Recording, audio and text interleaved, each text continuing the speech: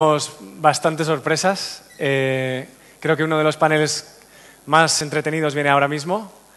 Antes de empezar y meternos de lleno en el panel, quería deciros que tenemos aquí un par de amigos que están dibujando cada una de las sesiones y que luego están exponiendo los dibujos en la segunda planta, en el área de networking. La verdad es que son realmente chulos, o sea que os animo a verlos. Gracias de verdad. Segunda cosa que os quería decir, los centros tecnológicos han hecho una exposición excelente de tecnología producida en más de 30 centros de investigación, lo tenéis en la sala de al lado, así que cuando queráis pasaros, pues tenemos un coffee break después y si les queréis hacer una visita merece la pena. Y nada, y bueno, os cuento las dos cosas que van a pasar esta tarde. Tenemos un panel sobre videojuegos, sobre el futuro de Internet y más tarde uno sobre el futuro de los videojuegos. Y entre medias vamos a escuchar las presentaciones de los 10 ganadores de TR35 en 2 bloques de 5 presentaciones. Para meternos ya en el panel del futuro de Internet, creo que tenemos la enorme suerte de contar con nosotros con Ariel Poler. Si quieres, Ariel, ve subiendo. Ariel es de Venezuela, pero es un graduado en MIT en computación y ha hecho también un MBA en Stanford. Ha sido emprendedor, ha sido inversor, de hecho ha participado en más de 50 compañías, el Silicon Valley. Participó en la primera compañía de Analytics que se creó y además es una persona súper activa en el ecosistema de emprendimiento de Silicon Valley. Así que no se me ocurría nadie mejor para dinamizar este panel de Internet que, como veréis ahora, por las presentaciones de Ariel, cuenta con unos presentadores de lujo. Os dejo con ellos. Gracias. Muchas gracias, Pedro. Y muchas gracias a todos por invitarme. Creo que es un panel muy entretenido que tenemos. I'm going to switch to English for the benefit of those who don't speak Spanish. I'm just going to briefly mention who we have here, and then I'm going to let each one of them, when they give their initial presentation, say a few words about themselves, because they can do it better than I can.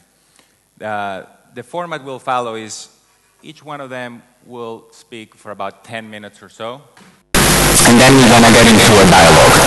And I need your help, because what will help us is when we get into the dialogue, we want to hear from you. We want to hear your questions, your comments. There's so many really smart people in this audience. So there are 2 microphones. So after the presentations, I'm going to hope and expect. Espero que quieran participar. Como van a escuchar, tenemos a 3 perspectivas muy distintas que son muy complementarias sobre el futuro de Internet y mucho nivel de experiencia. Tenemos a Jeff Ralston, que es el fundador de Imagine K12. ¿Habéis cambiado el orden? Vaya en mi pantalla. Bueno, no importa. Y tenemos a Eric Schutnik de CTO20 y Othman Laraki, director de búsqueda y geo de Twitter. Muchas gracias.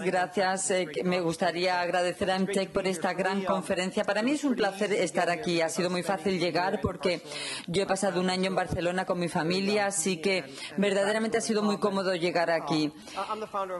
Soy el fundador de Imagine K12, que es un incubador educativo. Voy a hablar de esta incubadora, pero soy un empresario en inversión y no hay nada que me guste más que hablar acerca del futuro e imaginarnos el futuro. Intento siempre pensar las palabras de Yogi Berra, un filósofo americano, que dijo, y se cita en este tipo de congresos, que es difícil hacer predicciones acerca del futuro. Y la verdad es que es muy fácil hacer predicciones. Es bastante más difícil hacer que estas predicciones sean ciertas o correctas, pero antes de desvelar esta bola de cristal, déjenme decirles algunas cosas sobre mí mismo, cosas que no puedan encontrar en LinkedIn, en Facebook o Google, que es uno de los cambios más interesantes de nuestro mundo, es decir, que podemos descubrir mucho, quizás demasiado, acerca de las personas. Voy a volver al pasado y voy a dedicar tiempo hablando del pasado antes de hablar del futuro, porque creo que nos ayuda a contextualizarnos. En 1993 Era un MBA recién graduado, era un ingeniero, era un periodo de transición y pensé que mi primera actividad empresarial era crear una red de comercio global y 3 de mis colegas de la universidad intentaron ayudarme, pero no tuvimos éxito porque no encontramos ninguna red, nos rendimos, volvimos a casa, vivía en el extranjero, volví a California. Con el rabo entre las piernas, comencé a trabajar en el PhD y no me podía imaginar qué era lo siguiente que me esperaba hasta que un amigo me dijo, ¿has visto Mosaic? Y le dije, ¿eso qué es? Y me dijo, la verdad es que no lo sé, pero tienes que echarle un vistazo. Un par de meses más tarde dejé mi trabajo y 3 años más tarde esa compañía, la compañía que fundé, fue comprada por Yahoo por $1 millón. Fue una de las primeras adquisiciones de Internet de la época y 9 años más tarde dejé Yahoo para fundar nuevas compañías en el campo de la inversión, en el campo emprendedor, y creo que fue una decisión personal pasar al aspecto musical, y luego me di cuenta que mi sueño verdaderamente era trabajar con Steve Jobs, porque nos compró Apple y pasé cierto tiempo en Apple. Y luego me fui, porque pensé que había cosas más importantes que hacer y cosas que tenía que devolver, digamos, creando una incubadora para aplicar la tecnología al campo de la educación. Para resumir, puedo decir que es difícil creer que esto es un momento extraordinario. He hablado con Eric antes. Estamos hablando de oportunidades y de cambios. Nunca la perspectiva ha sido mejor. Para mí, me parece que estamos en el mejor momento. Es decir, para mí, no sé, me gustaría enmarcar esta conversación sobre el futuro diciendo lo que le ha pasado al mundo en los últimos años y qué es lo que pasará en el futuro. Y la metáfora que me acuerdo es la metáfora de una casa que construimos.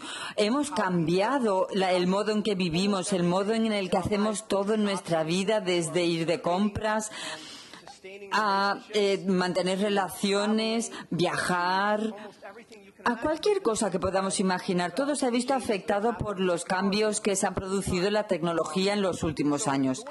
Así que la manera en que yo lo veo es que al principio, antes de la web, hemos establecido las bases de nuestra casa. Es el momento en el que creamos la fontanería, la electricidad y esto.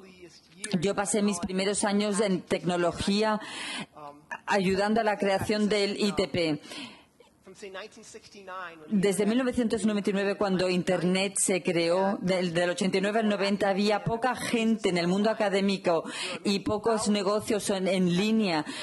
Quizás un par de miles de ordenadores conectados. El software era un tema muy importante, pero era un tema físico. Teníamos que solucionar los problemas de los clientes y esto era un tema como de apagafuegos, porque teníamos que ir a apagar fuegos directamente. Los libros se imprimían en papel. Y tu gráfico social estaba gestionado básicamente por tu madre. Pero de repente pasó algo importante, algo que lo transformó todo. Desde 1991 al 2001 lo llamo el tiempo en que enmarcamos el territorio de nuestra casa. La web fue construida sobre los fundamentos. Fueron creados y una serie de compañías se crearon para explotar esta nueva interfaz para la red, incluyendo, por supuesto, Yahoo. Así que en 1991, en este periodo de 10 años, y voy a intentar pasar rápidamente por muchas de estas historias, en 1991 había 4 millones de usuarios de Internet. En 1996 había 45 millones de usuarios y en 2001 casi medio billón de usuarios de Internet. Y de la noche a la mañana, la mayoría del uso del software y del hardware se tuvo que inventar nuevos campos que se desarrollaron con a gran velocidad, como Yahoo, eBay, y esto se convirtió en una cosa tremenda. Brooks comenzó, los libros se vendían en copia de papel, pero también se podían recibir por vía electrónica, y vimos un auge tremendo del comercio electrónico. La web crecía a un ritmo vertiginoso, y luego una extraña compañía llamada Napster instauró o proporcionó un servicio de música en línea, pero señaló el principio del fin de los medios de comunicación físicos. Y al final de la década fue Apple, que perdió $1.000 millones en 1997, pero se convirtió en el líder en ese campo de música digital. Y lo hizo con un dispositivo de nombre extraño llamado iPad. Y esto lo llamo la era de los acabados finales e interiores. Estamos hablando de 2011. En esta era Google dominaba la búsqueda y creó la servicio de publicidad más importante. Ha habido un cambio desde Adams a Beats. Las ventas de CDs cayeron y los libros se leían en dispositivos electrónicos. El comercio electrónico consiguió viendo un auge, y en 2005 fue un año importante para mí porque se creó esta incubadora que era una forma de empresarial nueva. De hecho, se convirtió en la compañía más valiosa del planeta. Facebook y Twitter también aparecieron. En poco tiempo, ambos se convirtieron en nombres conocidos, en compañías conocidas, tan conocidas en el mundo como Coca-Cola lo fue en el pasado. Y creo que esta nueva incubadora no interrelaciona tanto como con las otras, pero en 2011 había 2.000 millones de usuarios de Internet. Así que ahora voy a concluir con esto, pero ya habíamos construido la casa, ya habíamos creado el mundo en el que vivimos. ¿Y qué nos queda por hacer? Queremos mudarnos a esta casa, queremos habitarla. Y esto lo que quiere decir que ya hemos establecido que estos fundamentos van a desaparecer y que se van a ver totalmente integrados en nuestras vidas, como ha sucedido en casos anteriores. Así que voy a hablar del futuro de los próximos 10 años para ceder el turno de palabra a mis compañeros. Veo algunas tendencias que son muy claras para mí y que lo son para muchos de nosotros, algo que yo llamo un sistema de computación invasivo o persuasivo. Nunca estamos offline, nunca estamos alejados del poder informático extraordinario. Este poder informático es extraordinario porque si tienes cualquier tipo de teléfono electrónico estás conectado a Google, que es uno de los sistemas más poderosos del mundo, algo que no podía haberse imaginado ni siquiera hace 20 años. Va a acabar las transmisiones, lo sabemos, porque podremos tener acceso a cualquier medio de comunicación donde queramos, cuando queramos y cuando queramos. Y ha habido un gran cambio en el modo en el que hablamos con nuestros ordenadores. No lo pensamos, pero las pantallas táctiles suponen una gran diferencia, que mi sobrino de 15 años y mi padre pueden utilizar ambos dispositivos conectados al Internet, que es algo extraordinario verdaderamente. Y el mundo va a continuar a estrecharse y las redes sociales serán cada vez más tridimensionales. globales. La educación, déjenme decir una cosa, hay una nueva revolución, es una revolución buena para todos, porque nos va a permitir crear un nivel de educación que no hemos visto antes, en la que nuestros hijos y el hijo de cualquiera de nosotros tendrá acceso a todo tipo de conocimiento y una educación que será secundaria a cualquier otro tipo de educación. Y yo lo llamo los factores, 5 cosas en las que tenemos que pensar. La educación estará conectada al conocimiento. Habrá híbridos. Híbrido significa que será una combinación de grandes tecnologías y grandes profesores, que son los que van a crear los ciudadanos del futuro. Y estarán mejorados, es decir, tendremos acceso a los mejores profesores y la educación que tendremos será individualizada según nuestras capacidades. Se medirán el resultado de los niños y se mejorará y se adaptará a ellos y que será cada vez más universal, menos inigualidades en todo el mundo. Vamos a utilizar todas las herramientas que se han creado en los últimos años para hacer que la educación sea algo fantástico. Así que nuestros hijos han nacido en esta casa, para ellos es parte de la estructura básica de sus vidas y es muy interesante saber que hoy en día nosotros somos un poco extraños. Somos un poco extraños en esta casa porque nosotros siempre, aunque hablemos el idioma del mundo moderno, al igual que yo hablo, por ejemplo, español, con un acento terrible, seguro. Eso era lo que quería comentar. Muchas gracias. Great time-wise. Vamos muy bien de tiempo, genial. Vamos bien. Eric, te toca. Sí, bien. Me presentaré primero. He trabajado en Ariel Set y llevo trabajando en el espacio del trabajo en red. Llevo unos 7 años en esto. Empezamos en 2004.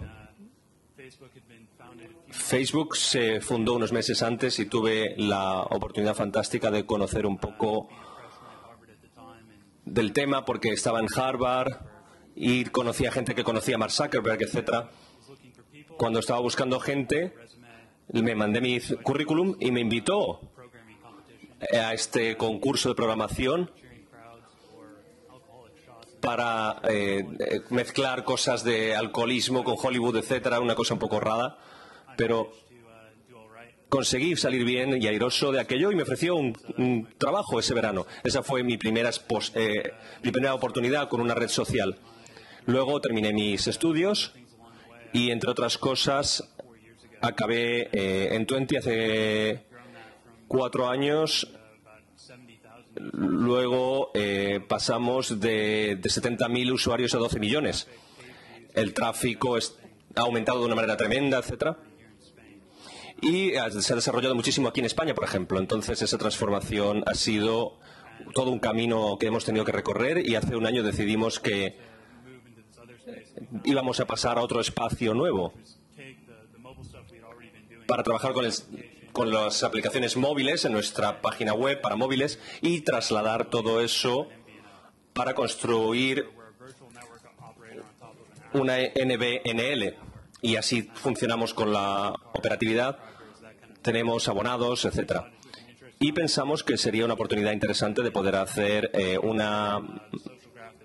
dar un servicio NBNL que fuera adecuado.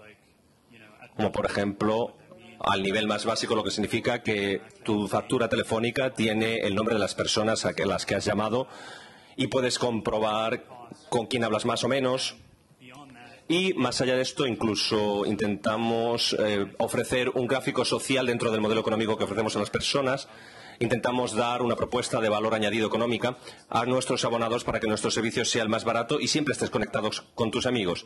Esto quiere decir que puedes así ramificar tus datos, tus SMS, tus llamadas a tus amigos y cualquiera que esté en la red. De modo que así tenemos una capacidad de comunicación social, una herramienta adecuada en este sentido que sea económica.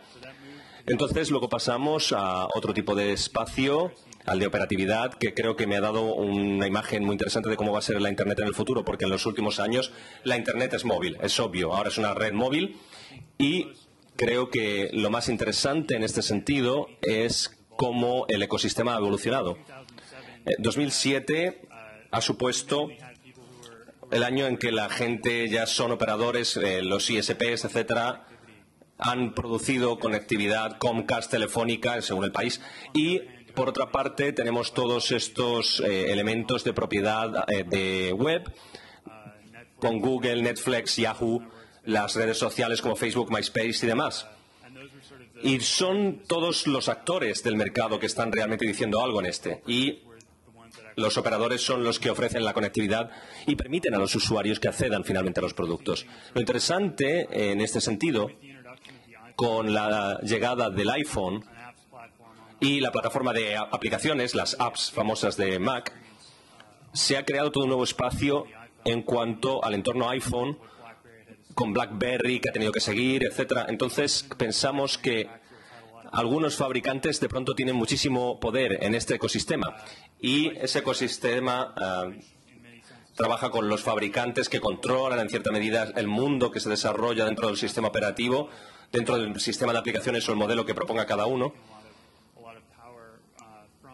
Y han cogido buena parte del poder que tenían los operadores, estos fabricantes de productos que han creado un nuevo entorno y todo les permite llevar ahora más allá sus negociaciones. ¿Qué trozo del mercado pueden controlar? ¿Cómo pueden gestionar el acceso a los sistemas operativos, etcétera? Todo esto es muy importante y, por otra parte, estos fabricantes llegan y toman una parte del mercado tradicional, el de contenidos, a través de la distribución.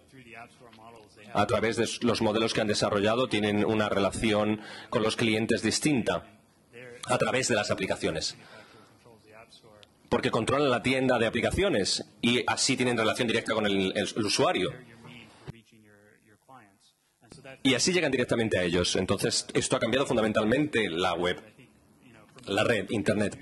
Desde un punto de vista de ingeniería, lo más esencial en este sentido es el cambio de desarrollo del mercado móvil, porque es un gran reto lo que supone para nosotros. Hemos desarrollado 6 o 7 interfaces distintas que incluyen todas las plataformas de aplicaciones, etcétera, desde lo más simple y más básico a cosas mucho más sofisticadas que incluso pueden llegar hasta el ordenador de sobremesa. Tenemos toda una gama de interfaces que tenemos que desarrollar y todo ello supone un reto tecnológico que hay que afrontar y hace que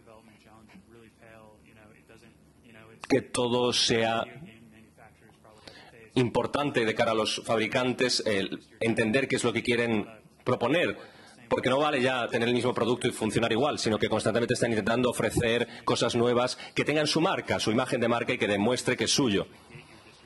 Y que además entre en el canal de distribución de aplicaciones. Y así se han tenido que afrontar una serie de retos nuevos, desde el punto de vista de ingeniería, de desarrollo de productos, etcétera. Cómo desarrollamos los distintos aspectos para las diversas plataformas. Creo que en el futuro va a haber un gran impacto en este sentido en la evolución del ecosistema. El futuro de Internet tiene que ver con el tipo de productos que podamos poner en el mercado, cómo van a ser y qué se puede hacer, qué es posible hacer con ellos.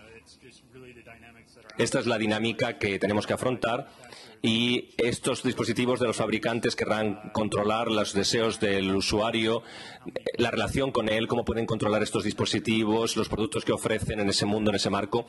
Y creo que esto va a ser algo esencial. La gente piensa en los teléfonos y ya está, de manera básica, pero ya no es solo teléfonos normales o convencionales, son tablets, los famosos iPad, etcétera, otro tipo de elementos similares o distintos, pero que están en la misma línea y que pueden permitir conectarse, por ejemplo, a la televisión. Esto va a ser todo un marco nuevo. Ya lo es, de hecho. Podemos ver, por ejemplo, que un PSP es uno de los aparatos más importantes que puede disfrutar el usuario. La PSP la disfrutan ya de una manera completamente distinta como lo hacían antiguamente. Todo está cambiando, incluso en este tipo de consolas. Pero esto tiene que ver con los mecanismos de distribución que llegan a los usuarios y esto es otro tema que tenemos que tener en cuenta y ver cómo esto va a evolucionar, cómo se va a consolidar, cómo vamos a conseguir realizar las decisiones adecuadas y hasta qué punto estas plataformas van a ser abiertas y no cerradas, qué aspectos tenemos que tener en cuenta en cuanto a servicios y demás. Si vamos a seguir en manos del control de los fabricantes. Todo esto son elementos que van a tener una gran influencia en el futuro de Internet desde mi punto de vista. Gracias.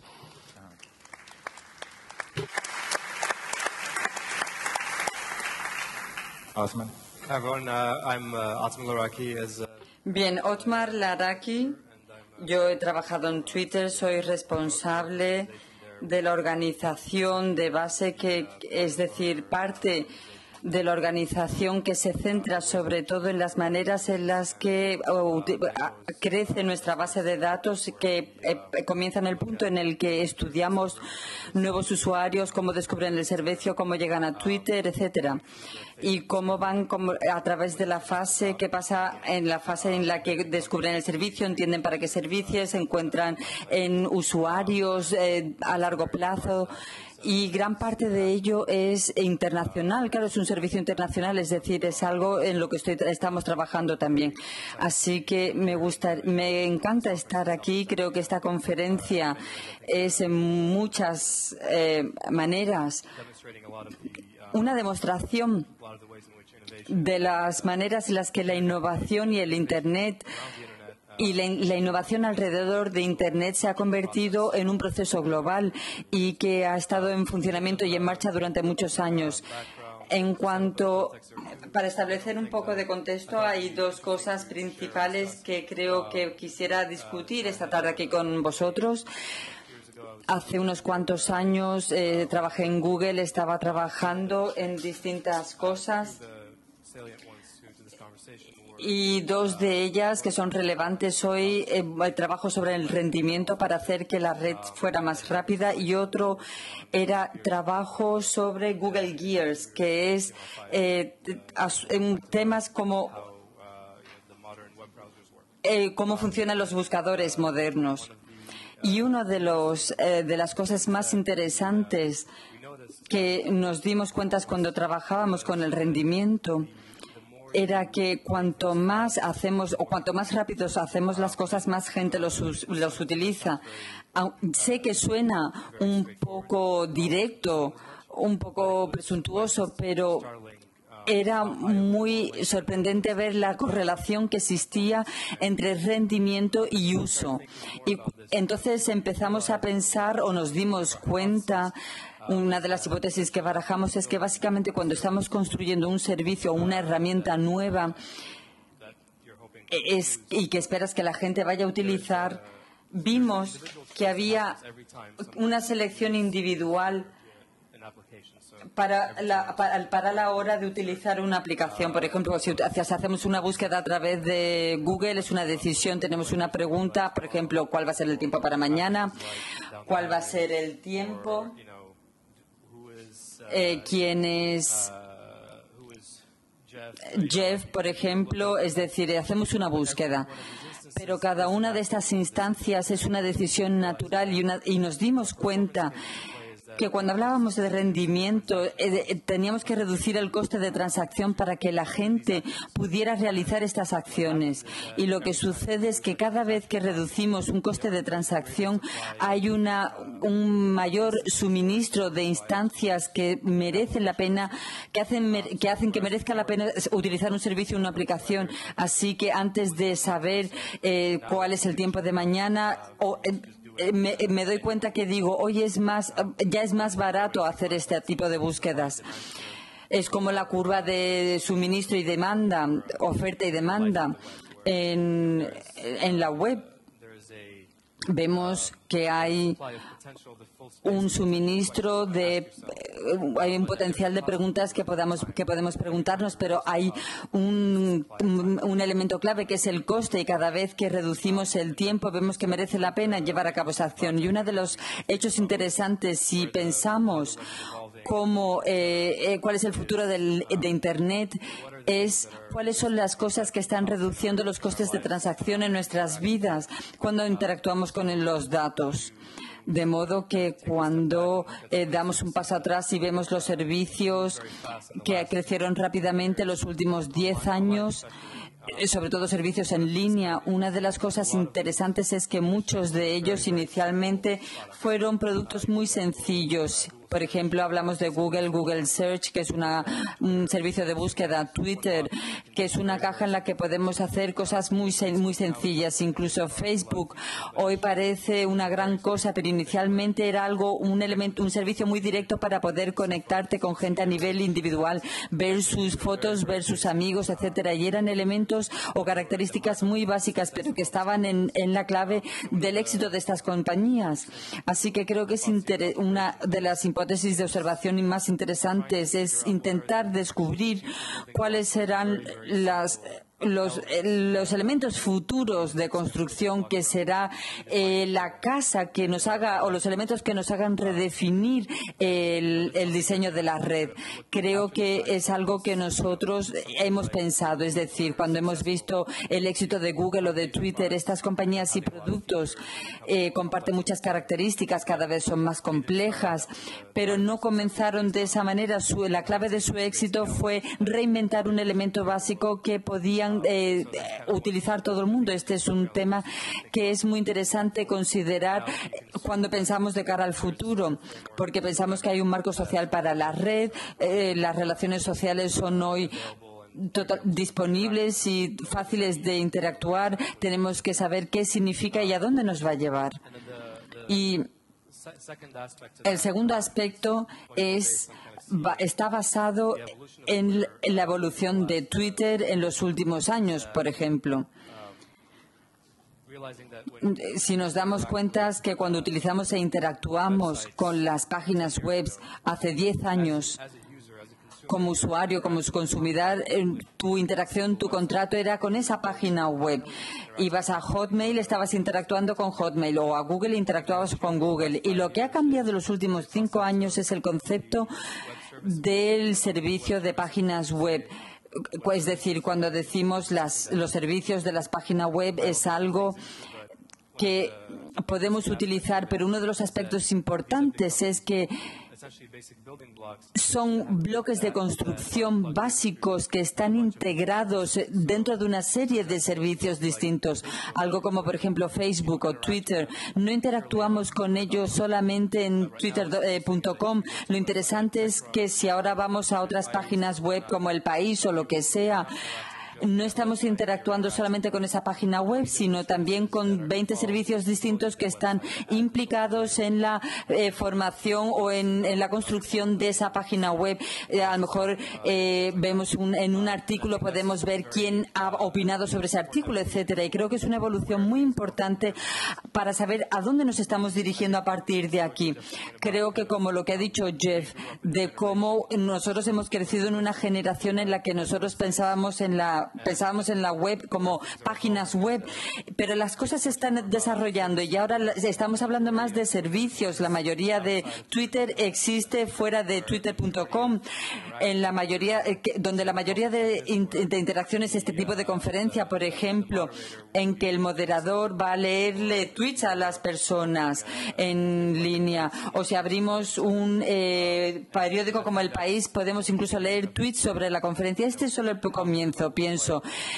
¿Cuál será el futuro de Internet cuando pensamos o tengamos en cuenta que todos estos servicios que integran la información mundial son parte integrales de cómo cada aplicación o cada interacción se construye?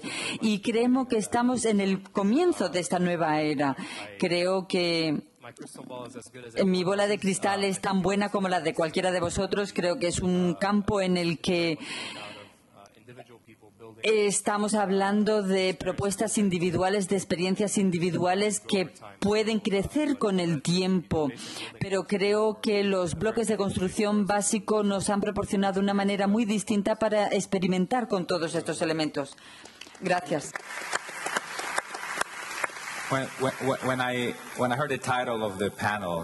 Cuando oí el título de esta mesa, pensé, ¿es el futuro de Internet el futuro de todo realmente? Pero os he oído hablar y me recuerda a el momento en que vi un anuncio, una valla publicitaria que decía URL. Creo que esto fue en el 95 o 96. Y estaba muy emocionado porque en ese momento no se trataba de otra cosa que de vender Internet como tal. Y llamé a mi mujer: Cindy, está ahí en una valla, pero pensemos ahora. Pero me gustaría que hicierais algunas predicciones y vamos a equivocarnos seguro, pero bueno, las predicciones siempre se van a equivocar. No creo que nadie pueda realmente predecir cosas adecuadamente, pero es como un poco cuando un inversor le pregunta a un empresario cómo puede ser el futuro. Sabemos que no va a ser así exactamente, pero tiene sentido que compartáis con nosotros lo que pensáis que va a pasar. Así podemos hablar de ello, etc.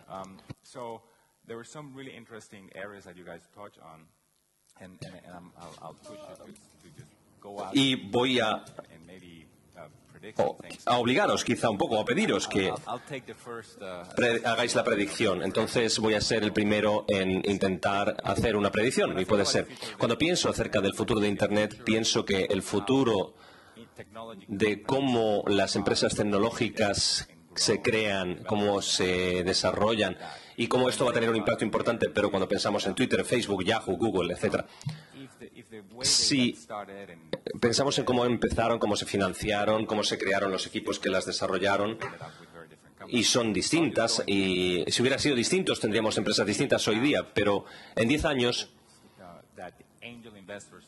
los inversores que son ángeles, que es el nombre que se utiliza a veces, desaparecerán tal como existen hoy día. Todo el dinero será un dinero de procedencia distinta, no será toma mi dinero porque tengo el valor añadido. Creo que en 10 años, en cuanto a la tecnología y en los empresarios de la tecnología, los emprendedores, habrá todo un mercado de dinero basado en la calidad de las ideas que ofrezcan. Y esto va a ser como el mercado público, pero a menor escala. Y el dinero va a ser muchísimo dinero. En España puede que no tenga sentido, que suene un poco loco, pero en el Valle de la Silicona, en Silicon Valley, está empezando a funcionar, en el Valle de California. Allí casi es ilimitado lo que está pasando, y los que no sean los inversores dirán: pues yo te ayudaré a pagarme en dinero, o te puedo ofrecer activos de otro tipo. Va a haber distintos tipos de negociación para financiar el futuro de la tecnología. Entonces, ya que he dicho algo sobre el futuro y sobre cómo lo veo, ¿por qué no empezamos contigo para empezar a ver tu visión? Has mencionado el poder de la tecnología que se queda, que persiste, no que desaparece. Por ejemplo, la banda ancha, como diferencia con cuando se hacía por marcación analógica. Pero ahora no es solo banda ancha, está en el teléfono, está en todas partes. Bueno, tienes que tener los dos. Todos tenemos la experiencia. Si habéis estado en California, conocéis cómo funciona el TIT, de el estar conectado en una conexión que es tan lenta que no se podía hacer nada realmente. El compañero tiene razón. La experiencia, al fin y al cabo, es la rapidez de acceso a lo que quieres, la rapidez con la que quieres llegar de manera eficaz a la tarea que desees desarrollar. Entonces, no es suficiente estar conectado todo el tiempo. Entonces, las predicciones son para 10 años, serían que seguiremos teniendo una conexión por cable y otra sin cable, otra wifi. Porque a lo mejor la wifi se convierte tan buena que ya no necesitamos los cables. ¿Crees que es posible? Sí, creo que sí. Yo no estaba diciendo que no podemos llegar a ese nivel en la conexión wireless, sin hilos, en la wifi. Pero no se puede pasar a una siguiente tecnología entre que tengan las dos desarrolladas. Sí. Es decir, necesitamos un rendimiento suficiente que podamos analizar. Si, por ejemplo, estás en este congreso, podemos ver nuestros nombres para ver si tenemos algún tipo de idea de lo que estamos hablando. A ver si estas personas saben de lo que hablan. Pero a lo mejor en el futuro esto sucederá en un abrir y cerrar de ojos. Entonces podemos imaginar las gafas conectadas a Internet o quizá unas lentillas con una micropantalla y te da conocimiento de cara. Entonces la empresa puede decidir si merece la pena invertir en ti o no. Si ya merece la pena tener siquiera una entrevista de unos minutos. Bueno, eso no me gusta, ¿eh? No me gusta ese futuro que describes. Bueno, para algunos de nosotros podría ser un problema realmente. Sí, tienes razón. Othman, ¿qué puedes decirnos de Twitter? Estábamos hablando antes de esto y decíamos que si alguien hubiera dicho cuando empezó Twitter que tú podías decirle a la gente, estoy entrando a comerme un bocadillo aquí ahora mismo, que es como a veces se utiliza Twitter, si se iba a utilizar para, por ejemplo, organizar revoluciones, y yo diría, ¿cómo? Entonces, ¿qué va a pasar en 10 años con esto? El uso que se hace, ¿qué es lo que va a ocurrir que ahora no lo creeríamos? Es una gran pregunta. Y no creo que podamos responderla ahora. Parte de la estrategia es ver a dónde queremos llegar y cómo hacer que suceda. Para intentar ubicar eso en contexto, creo que el creador de Twitter, os diré alguna frase suya para describir de lo que va a Twitter. Y eso a lo mejor os da una idea. Y luego puedo dar mi propia interpretación de ello. Una de las frases que utiliza es esencialmente el mundo en tu bolsillo. Es decir, ¿qué significa esto del mundo en tu bolsillo? Es que esté disponible para ti ahí en tu bolsillo. Y esencialmente el futuro que nos espera y que intentamos ver todos, vislumbrar, en la historia de Twitter ha sido el caso y para muchos de estos productos que os he mencionado. Su definición del producto realmente se produce según lo usen los usuarios. Pero una cosa que es muy obvia a estas alturas es que una de las cosas que tiene un gran impacto en Twitter es el hecho de que se ha convertido en una manera muy eficaz de propagar información. Y esto es un encaminador de información, un router de información que se ofrece a la gente normal y corriente. Y esto a lo mejor no tiene sentido para algunas personas, pero uno de los elementos esenciales es que hace que todos los seres humanos sean alcanzables, se pueda llegar a ellos en las dos direcciones de una manera que nunca había sido así antes. Al manejar Twitter, aquí hay bastante gente, pero a lo mejor muchos no tienen la dirección de correo electrónico de Obama o el número de teléfono de Oprah Winfrey. Pero esto hace que mediante Twitter podamos acceder a ellos y no mediante correo electrónico o por teléfono. Se nos puede mandar un Twitter y ellos lo pueden ver. Esto nos hace accesibles. Como fuentes de información también somos accesibles al mundo. No solo desde el punto de vista de que tengamos un lugar donde vaya toda la información, sino también cómo se propaga la información a la gente adecuada. Y creo que esto es el futuro de Twitter en un sentido en el que vemos cómo representar el mundo en nuestro bolsillo de manera eficaz. Por ejemplo, en Google, una de las cosas que era interesante acerca de su impacto era que los motores de búsqueda ya existían antes de Google. Yo estaba en Stanford cuando empezaron con Google y yo oí hablar de este motor de búsqueda y yo dije, ¿pero quién necesita otro? Ya había un montón. Bueno, pues otro más, vale, venga. Pero la primera vez que utilizas Google, al menos desde mi punto de vista, y le ha pasado a mucha gente, dices, me quedo impresionado porque esto te da la posibilidad de llegar realmente a la información que quieres.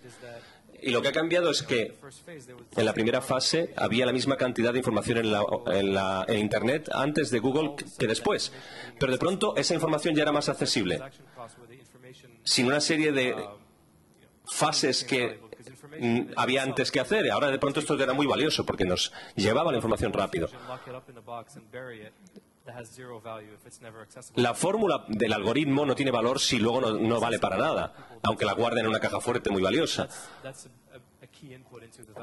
Pero eso es lo que le da valor añadido, la función que el público hace de esto y cómo aprovecha lo que supone Google. Y creo que para Twitter es lo mismo, ahí está el futuro. Estamos generando mucho contenido, pero hay una cuestión sobre cómo continuar mejorando esa información y la accesibilidad a esta. Cuando coges el teléfono tienes acceso a un nuevo mundo, el mundo que te interesa. Y así Twitter te dice todo lo que debes saber, si tiene que ver con tus temas sociales, ubicación, un congreso que te interesa. A lo mejor estoy aquí y podría sacarlo y recibir cuestiones, preguntas, comentarios, etcétera. Esto es esencialmente lo que quiere decir Twitter. Sí, es interesante esto del hecho de tenerlo a mano, de que sea accesible, efectivamente. Otra anécdota que podía comentar es que después de cierto tiempo me di cuenta de que tenía miles de seguidores en Twitter y dije, qué bien, qué famoso soy. Hasta que me di cuenta de que yo me llamo Ariel, que es mi primer nombre, y resulta que es el mismo nombre que la sirenita. Ariel también. Entonces era un poco rollo, ¿no? Bueno, no sé, tendré que cambiarlo, ¿no? Mi apodo. Entonces, ¿hay muchas niñas pequeñas que te siguen? Bueno, me temo que sí. Has hablado de cómo veníamos de un mundo en el que los operadores tenían una gran carga, las empresas operadoras tenían los activos, los valores, etcétera, pero ahora empezamos a ver, por ejemplo, fabricantes como Apple, que son los que llevan el peso del mercado. Entonces, supongo que el tercer actor en este sentido serían las aplicaciones, el contenido, los desarrolladores de contenido. Entonces, si tuvieras que predecir 5 o 10 años cómo va a funcionar esto, ¿crees que los que fabrican terminales van a tener mucho poder? Los que tienen, por ejemplo, los que hacen Android, etcétera, los que tienen sistemas operativos, Android controlado por Google, etcétera, ¿son ellos los que van a tener el poder? ¿O son los desarrolladores de aplicaciones los que van a tener el control? ¿Quién de todos estos actores va a tener el control? Bueno, creo que a largo plazo, y la red siempre ha sido algo que tiene que ver con la apertura, con que sea abierta. Tiene que haber, hasta cierto punto, una consolidación de las distintas plataformas que tenemos. Y tiene que haber una apertura aún mayor de las plataformas, o los desarrolladores van a tener que buscar maneras alternativas de conseguir lo que quieren las plataformas como funciones que nos permitan tener nuevo acceso a cosas distintas. Por ejemplo, los usuarios van a encontrar maneras de tecnológicamente forzar a los desarrolladores a que hagan cosas nuevas porque siempre queremos más. Por ejemplo, las aplicaciones de Apple son una parte muy importante del valor de estas empresas. Entonces, los operadores están interesados en tener control sobre ello. Y luego, ahí es donde buena parte del valor subyace, jugando o luchando con las aplicaciones. A largo plazo, entonces, tiene que llegarse a un entorno más abierto en el que la gente pueda utilizar estas aplicaciones de otra manera. Porque si no, no veo que tenga sentido que la calidad de las aplicaciones esté en un entorno cerrado, sino que tiene que ser abierto. Tiene que ser un entorno más abierto del que todos puedan disfrutar de manera más flexible, más fácil, en el que haya una gama más amplia de elementos tecnológicos que se puedan disfrutar de manera abierta. Por ejemplo, si yo pienso en cambiarme de un iPhone a un Android, lo importante es si las aplicaciones que yo uso funcionan ahí o no. Esa es la pregunta básica, me imagino. Sí, es interesante en esa línea que toda esta transición, todos esos cambios de poder en el mercado, nos llevan a otros.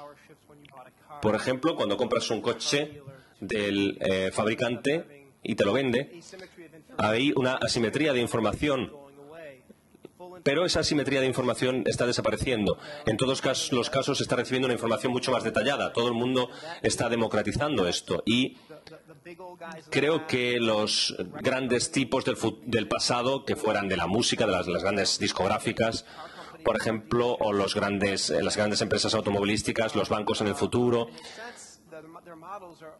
En esencia, sus modelos están expuestos a la ruptura porque tiene que ofrecerse una conexión sin fisuras para que todo el mundo pueda disfrutarla. Con respecto al equilibrio de poder, de modo que pueda utilizar ese comentario, yo ya he hecho ese comentario de que he mencionado antes de mi visión del futuro, pero puedo decir otra cosa. Por ejemplo, todos estamos conectados a Silicon Valley, al Valle de California, y veo que está el Málaga Valley, que es parecido, y y esta palabra sale en muchos entornos, pero creo que, aunque siga siendo muy importante que el resto del mundo siga habiendo un mayor porcentaje de innovación y de nuevas empresas que salgan a este mundo, no solo de Silicon Valley, sino de otros sitios, pero un aspecto que puede que no estéis de acuerdo, pero entonces os pediría que os levantéis y lo digáis. No creo que vaya a ser porque Málaga o cualquier otra ciudad vaya a ser el Silicon Valley de España, sino que es un riesgo intentar replicar Silicon Valley porque es algo muy especial de esa zona de California. Entonces, no se trata tanto de muchos Silicon Valley, sino más bien de una plataforma global, unida, en la que se creen sinergias, etc. Entonces, en este sentido, Osman, sí podemos ver, por ejemplo, diferencias con respecto a cómo se utiliza Twitter, qué cosas se utilizan, qué empresas funcionan con las APIs en este sentido. ¿Puedes decirnos algo del resto de los Estados Unidos y demás? Esto es interesante. Creo que es interesante, sobre todo para Twitter, cuando pensamos en Twitter como una red social, porque es una red que tiene un componente social, pero no es solamente de gente que se conoce. Facebook, por ejemplo, es una representación de todos los que se han conocido en los últimos 10 años y esto tiene un gran valor por otra parte. Pero en Twitter lo que estamos viendo es que los tipos de conexiones son mucho más, llevan un componente social, obviamente, pero también de interés general. Y desde un punto de vista más global, hay casos en que cada una de estas regiones evoluciona a su propio ritmo. Y los Estados Unidos es el país donde se lanzó en primer lugar. Hay otros países como Japón, en el que Twitter tuvo un punto. Cada país tiene su propia característica. No hemos visto algo que podamos decir, bueno, pues esto es donde estamos o donde debemos de mirar, pero una observación interesante que hemos hecho es que hay una línea básica de conectividad que se produce ya en cuanto a la gente, a los usuarios. Hablamos de periodistas, atletas, políticos, celebridades que ya están implicados en estas redes sociales y hay veces en que, si hablamos de otro nivel superior, hay eventos que se producen que se presentan o que tienen éxito entre la población general, por ejemplo, sobre desastres, elecciones. Por ejemplo, en los Estados Unidos, con las últimas elecciones, fue un evento que produjo búsquedas en Twitter en la que hubo mucho más flujo de información, pero esta dinámica se repite en otros lugares en los que primero hay un cierto tipo de concienciación, que la gente escucha hablar de esto a través de Twitter. Gente que está más en el punto de vista público tiene una primera implicación, luego suceden cosas y cuando están maduras pues se presentan. El trabajo que nosotros hacemos es imaginar cómo se puede acelerar todo esto. Por ejemplo, en los países donde se habla castellano vemos que hay un importante crecimiento y es el resultado de muchas cosas, muchos elementos. Twitter, por ejemplo, en español, la comunidad global de hispanoparlantes, que es muy grande, y vemos que hay un punto de conexión. España no existe aisladamente de Venezuela, etcétera. Porque aunque cada uno tenga sus celebridades, sus famosos, su cultura, etcétera, hay muchos elementos comunes, intercambio de información. Por ejemplo, en el caso de Chile, el tema de los mineros, creo que fue hace un año, pues creo que hay un interés a nivel global, no solamente en Chile, como fue el caso. Y creo que hay un gran lenguaje que se expande a nivel global. Sí, es fascinante.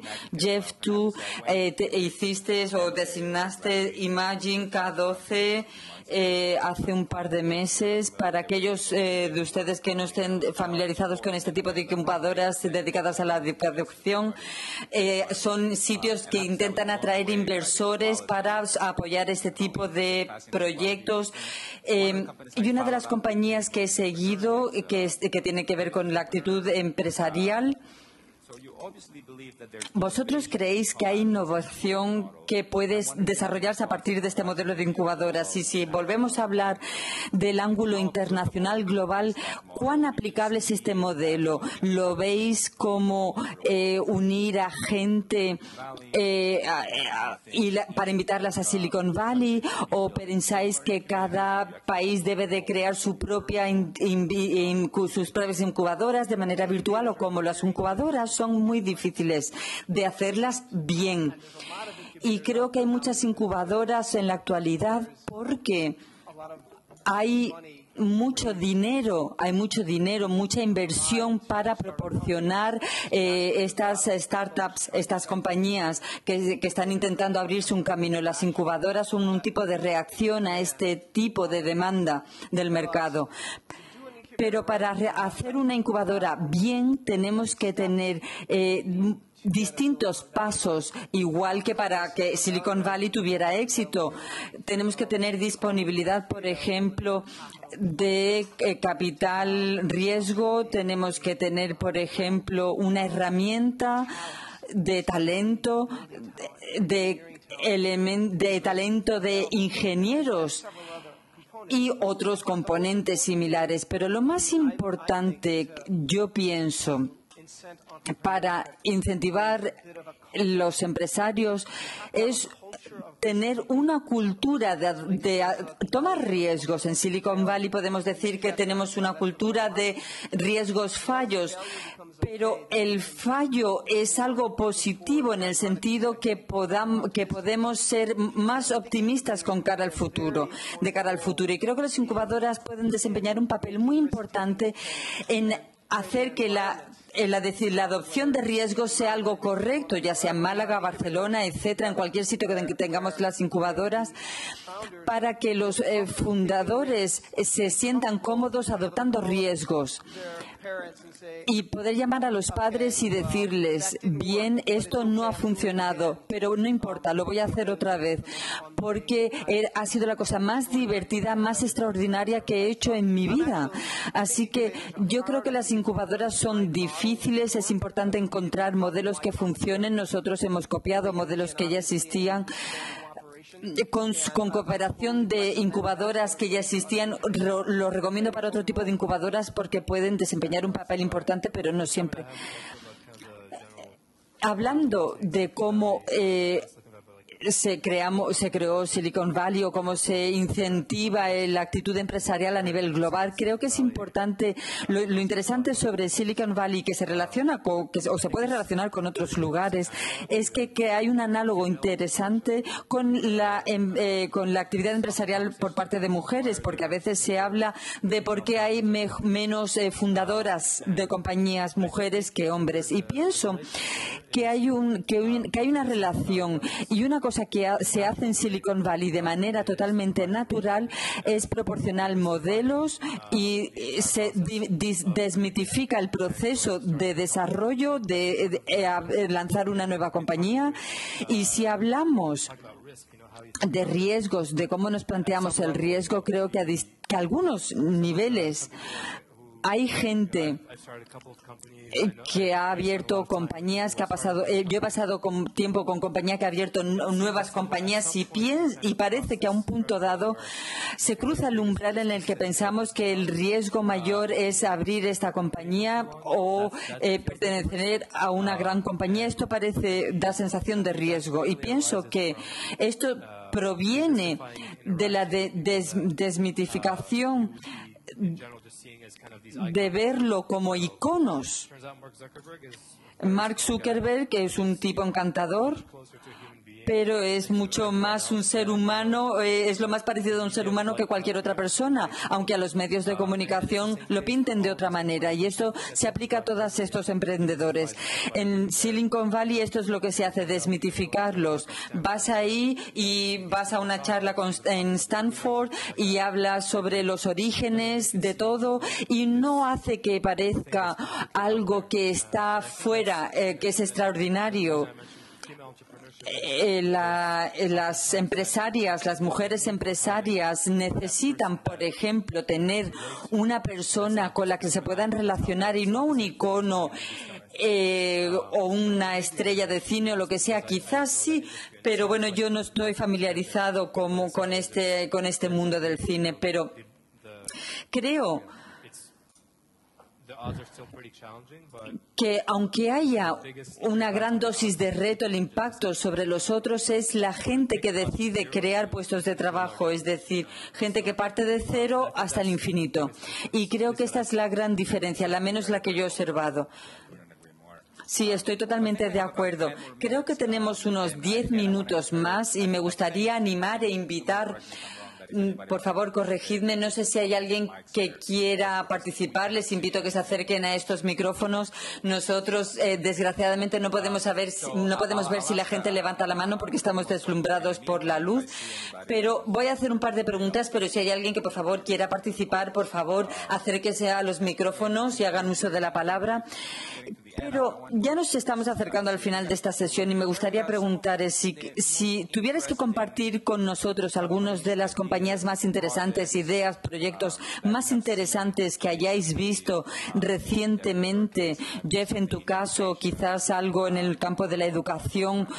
O, Othmar, tú, en el trabajo que hacéis, que desarrolláis en vuestras propias compañías, los consejos que se hacen acerca de inversiones, cómo ayudáis a otras compañías. Cuando yo, por ejemplo, pienso en educación, ya te lo he dicho, algo como una academia especial para niños, pero la belleza es que no se necesita una gran tecnología para cambiar esto. Si hablamos de niveles de Twitter, Yahoo, Google, pero vemos que muchos de los cambios en el mundo de Internet no fueron cambios que provenían de cambios o avances tecnológicos, sí es las capacidades básicas para tener conexiones muy rápidas, para tener ordenadores muy potentes que permitan hacer la tecnología accesible.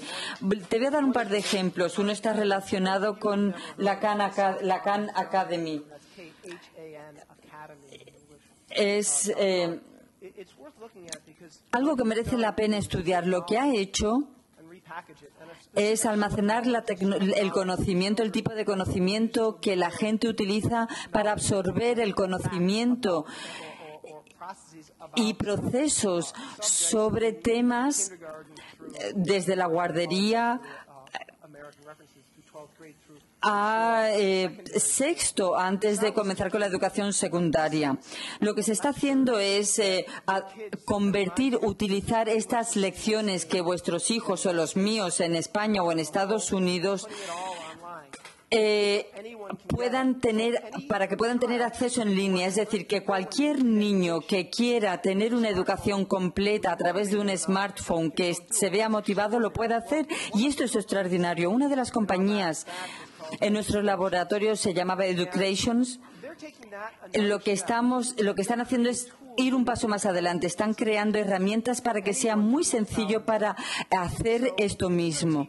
Así que si eres un profesor y quizás eres el mejor profesor de biotecnología de todo el mundo, quizás vemos que hay otro profesor que no sea el mejor profesor. Han creado una herramienta en la que a través del iPad o en un ordenador personal se puede hacer una presentación para que todo el mundo tenga acceso a ella. Pero para mí creo que esto es una oportunidad increíble porque no solamente los profesores de cualquier parte del mundo pueden hacer que sus clases estén disponibles para cualquier niño del mundo, sino si cualquiera de vosotros sois especialmente buenos a la hora de enseñar algo, podéis hacer que este conocimiento salga de vuestra mente y hacerlo disponible en la red. Un comentario rápido sobre esto que es muy relevante acerca de cuando hablamos del futuro de Internet. Cuando hablamos de esta Khan Academy, podemos cambiar el modelo, es decir, los profesores no deberían de enseñar en las clases deberían de ser preguntas y respuestas y decir, ved el vídeo en casa y en clase yo os ayudaré con vuestros problemas. No es exactamente. Él creía que los profesores tenían que enseñar, pero que no tenían que estar haciendo masterclasses en las clases, porque la enseñanza debe de ser dinámica, interactiva, divertida tanto para el alumno como para el estudiante. Es decir, a nivel general, la tecnología en el campo se trata más que de tecnología, de un pequeño cambio en la actitud. Bien, aquí la primera pregunta. Christopher Programming, soy alemán, vivo en Barcelona y soy uno de estos raros que ha abierto una compañía en España. Habéis mencionado el Málaga Valley, el Silicon Valley, y estoy totalmente de acuerdo con vosotros. Creo que a veces copiar algo único es muy difícil. Ya hemos escuchado hablar esta mañana del Málaga Valley. Creo que no debemos criticar el hecho. La visión es enorme. El sueño era muy grande. Y creo que lo interesante de cara al futuro es que las compañías de Internet pueden encontrarse en cualquier sitio y creo que cualquier lugar de este mundo puede tener capacidad de atraer talentos y puede atraer la creación de compañías tecnológicas, como escuchamos esta mañana en el caso de Málaga. Lo mismo se puede aplicar en Barcelona. Yo lo hice hace 14 años y nunca me he ido de Barcelona, así que mi pregunta sería, si cambiamos Internet, cambiamos nuestras compañías y nuestra organización física. Es decir, si hablo de... Tenemos que hacer una pregunta rápida y concreta. Es decir, ¿la compañía va a ser totalmente distinta en el futuro? ¿Habrá edificios físicos en el futuro para las compañías de Internet? No sé si alguno de vosotros queréis comentar esto o no. Sí, creo que sí. Creo que podemos. La tecnología va a cambiar en los próximos 10 años, pero creo que la importancia de compartir sala, de vernos cara a cara, puede desaparecer quizás en los próximos 10 años.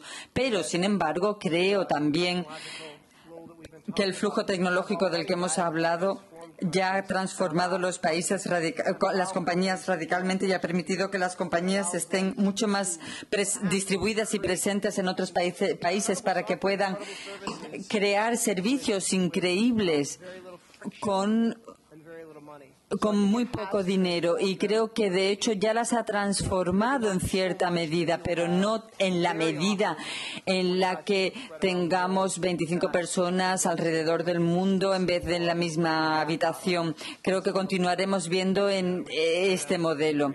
Sí, estoy de acuerdo. Después de haber realizado distintas experiencias,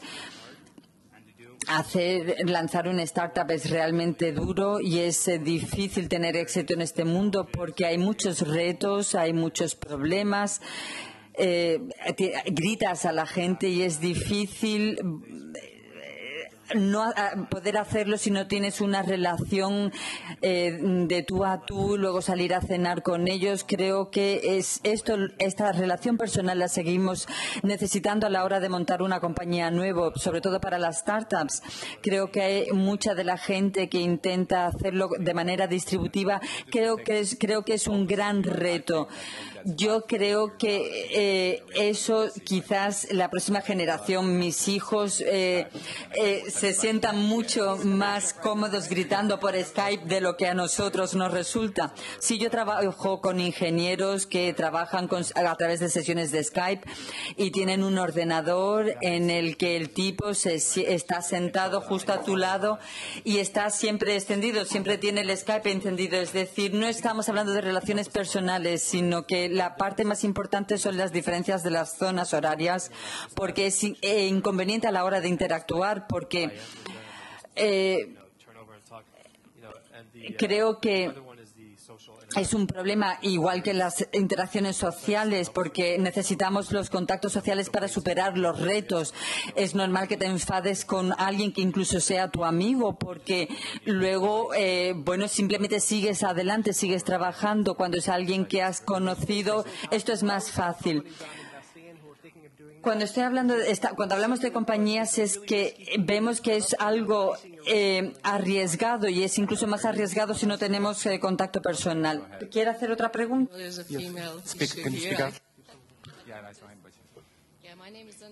Me llamo Andrea y vivo en Marbella, soy diseñadora y quería preguntar, ya que estamos hablando del futuro de Internet, si es cable o no el futuro, pero bueno. ¿Esto va a estar disponible en el futuro? ¿Pensáis para todos? ¿Va a ser algo disponible para todos sin que haya proveedores de servicio, sin proveedores de servicio de Internet?